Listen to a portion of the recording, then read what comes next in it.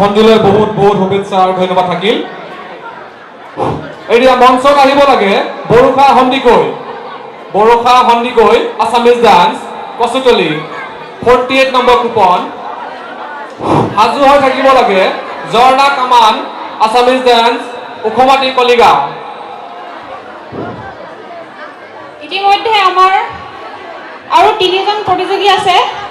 প্ৰতিযোগিতা শেষ হ'লেও আমাৰ এই সাংস্কৃতিক সন্ধিয়া চলি থাকিব অপেন সেশন। গতিকে আপোনালোকক ধৈৰ্য ধৰি ৰ'বলৈ অনুৰোধ জনোৱা হ'ল। मोनसे गोनां खौरां जोंहा बादायगिरिफोरनि लिस्टआ 3ल'सै। बेनिखायनो जाय मोसाखावरि गोसो गुदुं मोसाखावरिफोर दं बिथांमोना